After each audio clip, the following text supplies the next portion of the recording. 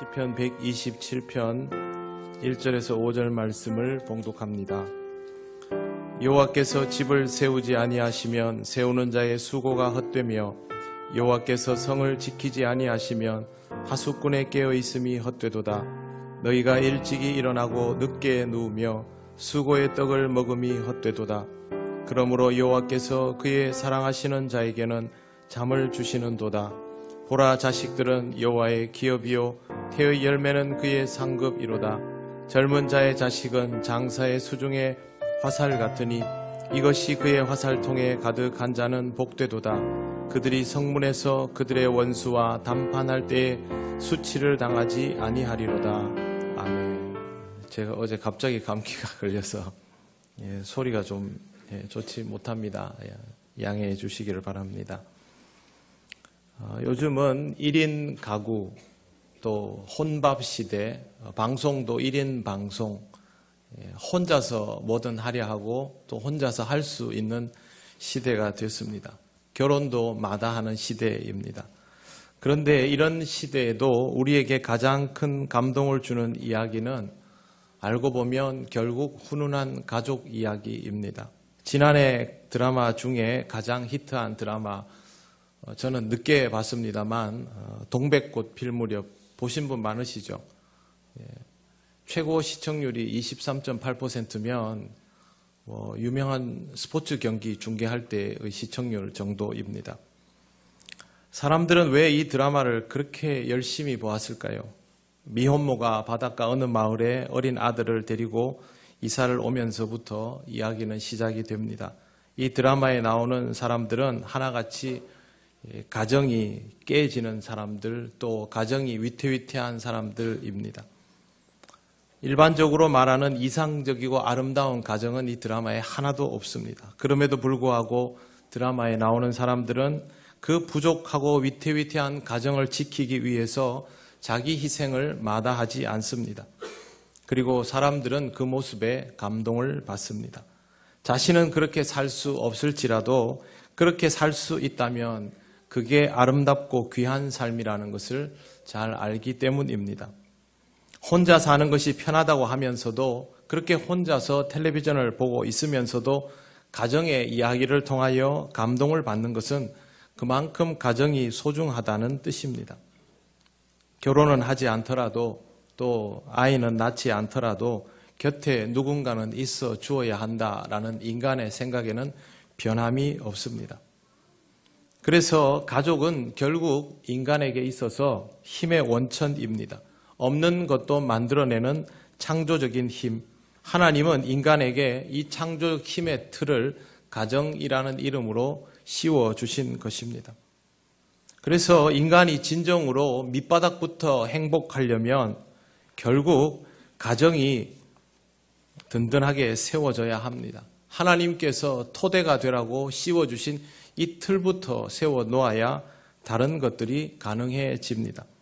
대단한 가문이 되라는 것이 아니라 견고한 가정이 되라는 의미입니다.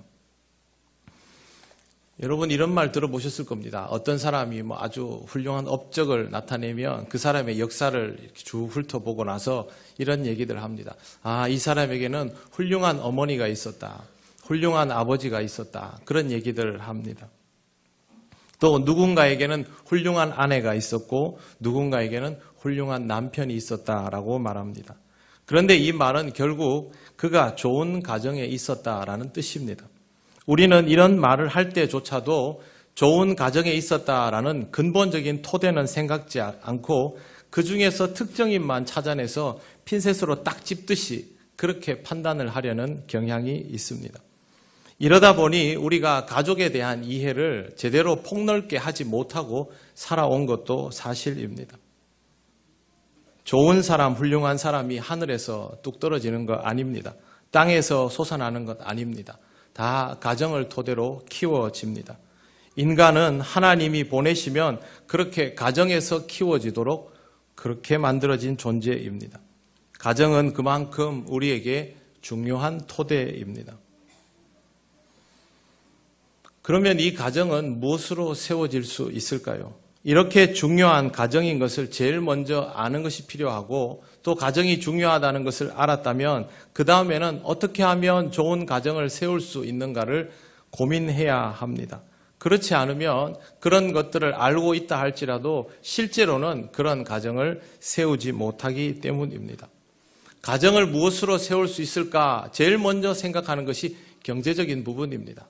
돈이 있어야지. 돈이 없으면 아무것도 할 수 없을 텐데, 견디지 못할 텐데. 가정을 세우는 데 있어서 경제력이 중요한 것 맞습니다. 그러나 돈은 가정을 건축하는 재료이지 건축의 정신은 될 수 없습니다. 건축은 재료도 중요하지만 그보다 중요한 것이 건축가의 정신입니다. 1절 말씀을 보시겠습니다. 여호와께서 집을 세우지 아니하시면 세우는 자의 수고가 헛되며, 이 말씀의 기본 취지는 여호와께서 건축가다라는 뜻입니다. 집은 재료가 좋다고 잘 지어지는 것이 아닙니다. 재료 물론 중요합니다만 무엇보다 건축가의 정신과 설계력이 제대로 발휘되어야 하고 거기에 맞추어서 순서대로 공사가 진행이 되어야 합니다. 여호와 하나님은 우리 가정의 건축사이십니다.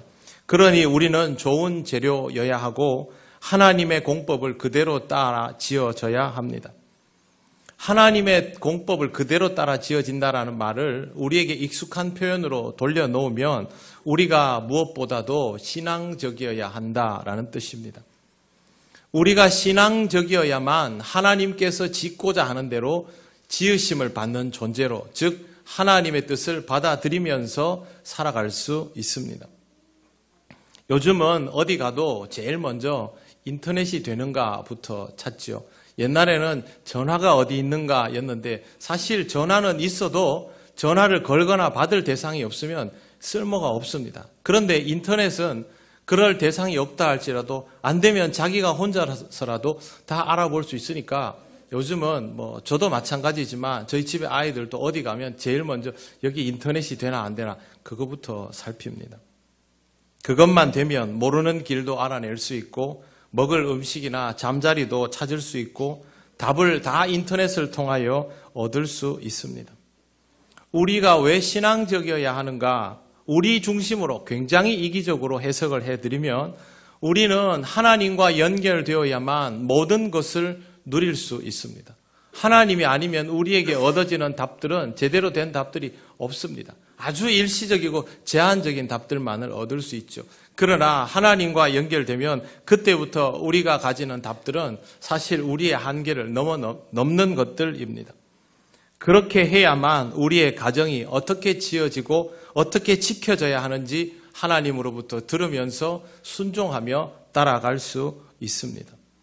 하나님으로부터 받아들이려면 제일 먼저 하나님과 연결이 되어 있어야 하겠죠. 그래서 예배를 드려야 하고 말씀을 읽어야 하고 기도를 드려야 하고 어떻게든 하나님과 연결된 이 끈을 놓지 않도록 해야 한다라고 늘 권면하는 것입니다. 예배를 드리고 말씀을 듣고 기도하는 것 중요합니다. 그런데 이만큼 또 중요한 것이 뭐냐 하면 하나님이 우리에게 주신 영적인 토대인 가정을 지키는 것입니다. 이것도 시기가 있는데 이 시기를 놓치면 제대로 할 수가 없습니다. 자녀들은 가만히 있지 않지요. 돌아서면 큽니다. 저희 집에 아들이 지금 저랑 키가 똑같습니다. 아마 이 겨울이 지나면 저보다 분명히 클 텐데 제가 오늘 아침에 무심코 핸드폰에서 8년 전 조그마한 영상을 SNS에서 올려주더라고요. 태권도 하는 8년 전 영상을 봤는데 우리 아들이 맞나 싶었습니다. 조금만 더 크면 제품을 떠나서 또 밖에 나가서 독립적인 생활을 하겠죠. 제가 신앙적으로 권면해 줄 수 있는 시기는 알고 보면 굉장히 제한적입니다. 여러분들이 가족과 함께 그 토대를 견고하게 할 수 있는 시기도 제한적입니다. 명절이 돼서 가족들이 이렇게 막 모였습니다. 만나면 좋지요. 자식들한테 하고 싶은 얘기 얼마나 많습니까? 늘 새벽마다 나와서 기도하는 부모의 마음에 자식에게 주고 싶은 좋은 말씀이 얼마나 많습니까? 그런데 여러분 그거 이야기하실 수 있습니까? 한마디도 못합니다. 그냥 다 마음에 담아두고 하나님께 기도하고 때를 기다릴 뿐이죠. 지금은 그것을 입으로 이야기할 수 있는 시기는 아닌 것이죠. 그렇기 때문에 우리는 그러한 때를 잘 활용할 수 있어야 합니다.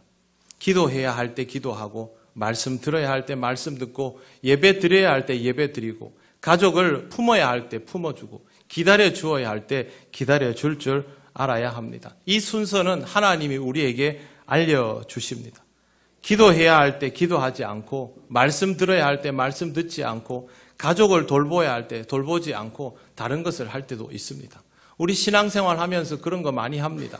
가족을 돌보아야 할 때 내가 지금 신앙적으로 충만한 상태라고 내 신앙생활 하는데 몰두할 때도 참 많습니다.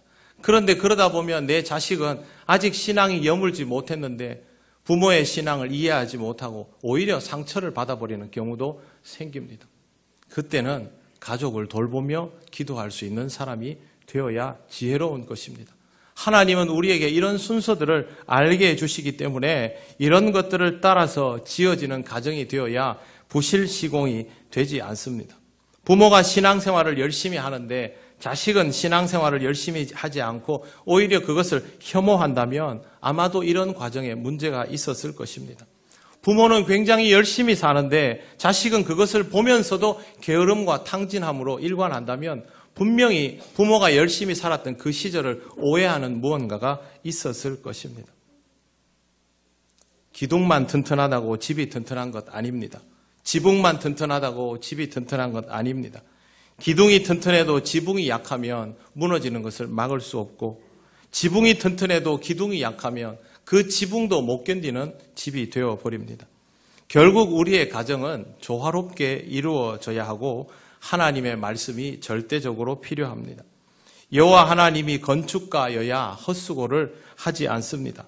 1절과 2절에는 헛되다라는 표현이 3번 나오고 잠을 주신다라는 표현이 1번 나옵니다. 3번은 해봐야 소용없는 일이라는 뜻이죠. 그게 전부 뭐냐 하면 세우는 자의 수고, 파수꾼이 깨어있는 것, 일찍 일어나고 늦게 누우며 수고의 떡을 먹는 것입니다. 아무리 걱정하고 근심하고 고생하고 수고해도 헛될 수밖에 없는 이유는 건축가인 여호와 하나님의 말씀을 따라 시공하지 않은, 그것을 받아들이지 않기 때문입니다. 집을 지을 때 이런 경우들이 있죠.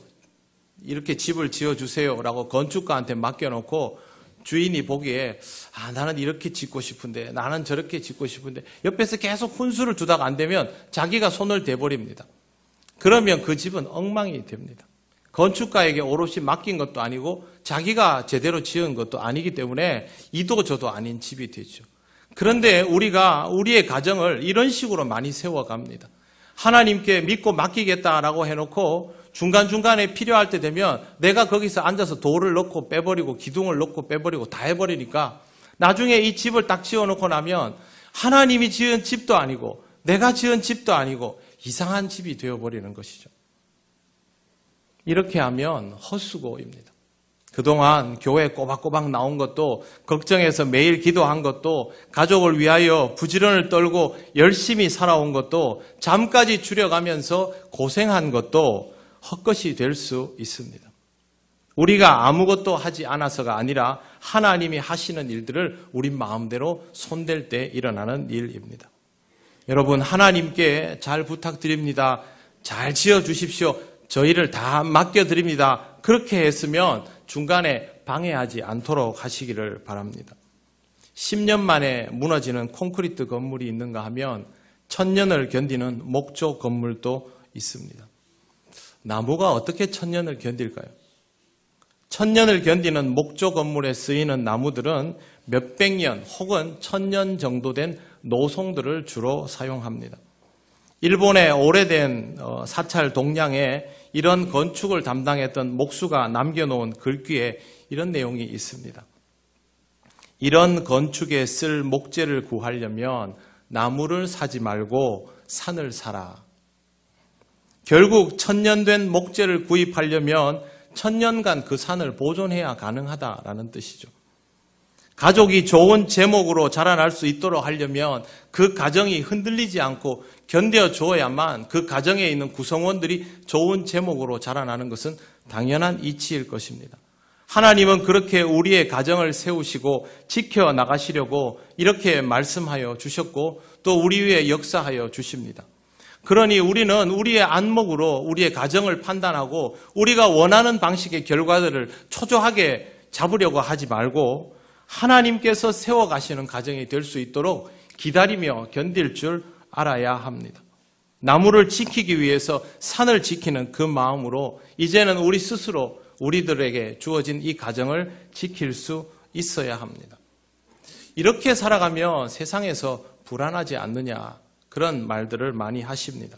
이 불안함을 해소하기 위해서 더 열심히 살고 더 절박하게 기도해 왔는데 그래도 이 세상에서는 사는 것이 쉽지 않다고 생각하죠. 오늘 성경 말씀에 이런 내용이 있습니다. 여호와께서 그의 사랑하시는 자에게 잠을 주시는도다. 편안하게 하신다는 거죠. 불안함을 해소하는 방법은 더 열심히 살고 울며 불며 기도하는 것이 아니라 하나님의 사랑을 받는 것입니다. 열심히 살고 울며 불며 기도하는 것이 하나님의 사랑받는 과정일 수도 있습니다. 그럴 가능성이 높기도 합니다. 하지만 그보다 더 중요한 것은 하나님께서 시키는 대로 순종하는 것입니다. 우리가 하나님께 구하는 것도 하나님의 뜻을 알기 위해서 구하는 것이지 내가 원하는 것들을 하나님께 관철시키기 위해서 구하는 것이 아닙니다. 결국 우리가 하나님으로부터 인정받고 사랑받으려면 하나님이 어떤 마음인지를 알고 그렇게 하나님께서 우리에게 요구하시는 것들을 헤아려서 그걸 받아들일 줄 알아야 사랑받을 수 있습니다. 그렇다면 일하라 할 때 일하고 쉬라 할 때 쉬고 가족을 돌보라 할 때 돌보고 주님의 일에 매진하라 하면 주의 일에 매진하고 하나님이 말씀하시면 이걸 따를 수 있어야 합니다.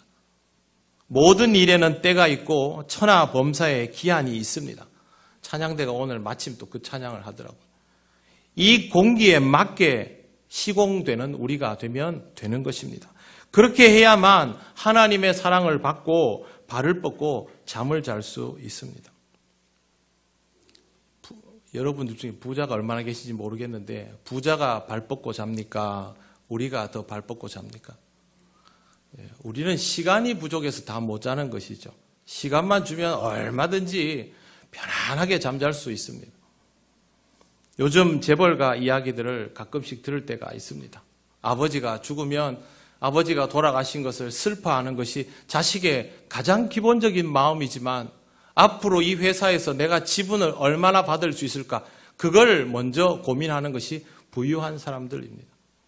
그 사람들은 편안하게 잠 못 잡니다. 명절이 되면 만나면 여러분들은 좋지요. 성격이 맞건 안 맞건 오랜만에 얼굴 보면 그래도 반갑고 기분 좋고 어릴 때 생각도 나고 그런데 부자들은 그렇지 못합니다. 제가 장례식에 갔을 때 일입니다.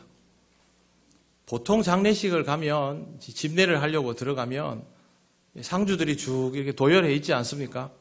서로 이렇게 쓰다듬어 줘가면서 챙겨가면서. 그런데 희한하게 거기는 아무도 없더라고요. 그리고 딱 들어가니까 그때 그 조문하는 그 안에 있는 방에서 나오는 한 팀, 식당에서 나오는 한 팀, 저쪽 로비에서 나오는 한 팀, 이렇게 세 팀이 따로 모이더라고요. 그러면서 굉장히 어색하게 장례 예배를 드렸습니다.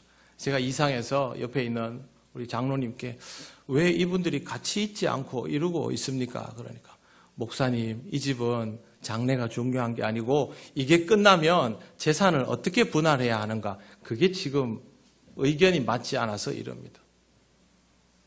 여러분 얼마나 불쌍합니까? 사랑하는 가족을, 사랑하는 부모를 먼저 떠나보내고도 눈물 한 방울을 흘릴 수 없는, 그리고 자기가 어릴 때 함께 자라온 형제를 보면서 의구심을 가지고 그렇게 서로 떨어져 있어야 하는 전혀 행복한 삶이 아닙니다. 거대한 집을 짓고 또 그 집을 지키느라 쉬지도 못하고 걱정만 가득한 인생보다 하나님께서 지어주신 작은 가정에서 서로를 사랑하고 품으면서 하나님의 은총을 누리며 살아가는 우리가 100번 행복합니다. 우리는 이렇게 가정이 세워져야 합니다. 이런 단어들 좋아하시죠? 꿈, 희망, 소망. 지금 우리에게 없는 것들이 앞으로 있기를 바라는 마음입니다. 하나님이 주신 말씀 앞에서 우리는 이런 단어를 마음에 품고 살아도 됩니다. 말씀 따라 지어지고 세워지는 가정은 틀림없이 하나님께서 꿈꾸게 하신 것들을 이루어갈 수 있기 때문입니다. 오늘 말씀에도 그 결과들을 기록해 두고 있습니다. 3절을 보시겠습니다. 보라, 자식들은 여호와의 기업이요 태의 열매는 그의 상급이로다. 기업은 그 가정을 지탱해 주는 경제적 기반이기도 합니다. 잘 키운 자식은 가족이 견딜 만한 든든한 기반이 됩니다. 신앙적으로 키웠으니 경제적인 기반만이 아니라 신앙적 토대가 되는 것이죠. 상급이라는 말은 그대로 번역하면 품삯입니다. 임금입니다. 열심히 일하면 받게 되는 보상입니다. 잘 키운 자식은 부모에게 엄청난 보상이라는 뜻입니다. 부모는 나이가 들고 힘도 쇠약해지고 여력도 없어지지만 하나님이 키워주신 자식은 그걸 다 보상받고도 남는 힘이다라는 뜻입니다. 4절 말씀, 젊은 자의 자식은 장사의 수중에 화살 같도다. 지금은 화살통에 있지요. 아직은 쓰이지 않지요. 그러나 언젠가는 쏘아져서 관역을 향하여 정확히 날아가 위력을 떨치게 된다라는 뜻입니다. 그 언젠가는 이 바로 부모가 스스로 화살의 역할을 할 수 없을 때입니다. 활은 화살이 없으면 쓸모가 없죠. 부모가 자식 없이는 무기력해질 수밖에 없는 그때에 신앙적으로 잘 키워놓은 자식은 위력을 떨치는 것입니다. 여러분, 다른 방식으로 자식 아무리 잘 키워도 그 자식으로부터 하나도 보상감을 느끼지 못합니다. 그러나 신앙적으로 키워놓으면 여러분이 바라는 것이 하나도 없어도 하나님에게 의해서 자식돌이 하도록 배움받은 자식은 부모를 몰라라 하지 않습니다. 5절 말씀입니다. 이것이 그의 화살통에 가득한 자는 복되도다. 그들이 성문에서 그들의 원수와 담판할 때에 수치를 당하지 아니하리로다. 수치를 당할 순간에 수치를 당하지 않게 된다는 것은 정말 다행한 일이고 감사한 일이고 자랑스러운 일이 됩니다. 자식은 이렇게 부모의 자랑이 되는 것입니다. 잘 키운 자식은 결국 좋은 가정에서 자라난 자식이죠. 부모가 아무리 애를 써도 가정 자체가 건강한 기반 위에 서 있지 않다면 자식은 잘 자랄 수 없습니다. 인간은 행복을 추구합니다. 어떻게든 행복하려고 애를 씁니다. 여러 가지 방법들이 다 동원되었습니다. 그러나 여러분, 결국에는 가정입니다. 가정이 지켜져야 나도 지켜지고 내 가족도 지켜지고 자식도 그 안에서 정서적으로 든든하게 커가게 되는 것입니다. 하나님께서 정하여 주시는 순서를 따라서 그렇게 지어지고 세워지고 지켜지는 가정이 되시기를 바랍니다. 절대 쉬운 일은 아닙니다. 얼마나 오랫동안 시간을 또 공을 들여야 하는 일이며 또 부모가 조금만 잘 못해도 그것이 상처가 될 수 있는 것이 자식입니다. 그럼에도 불구하고 우리는 우리의 방법대로 자녀를 키우지 않고 하나님의 방법대로 자녀를 키우려 하는 것이고 또 그 방법을 하나님이 우리에게 친히 일러주셨기에 우리 자녀는 신앙적으로 자라왔고 또 앞으로도 신앙적으로 자라나게 될 것입니다. 이 세상에 어떤 좋은 방법보다 하나님의 말씀을 통한 양육이 가장 좋은 방법이고 먼저 저와 여러분이 하나님 말씀 앞에서 그렇게 양육받을 때 건강한 가정의 토대를 세워갈 수 있습니다. 하나님께서 우리를 건축하십니다. 신앙으로 든든한 기초를 세우고 그 위에 견고하게 서가는 믿음의 가정들, 사랑의 가정들이 되시기를 바랍니다.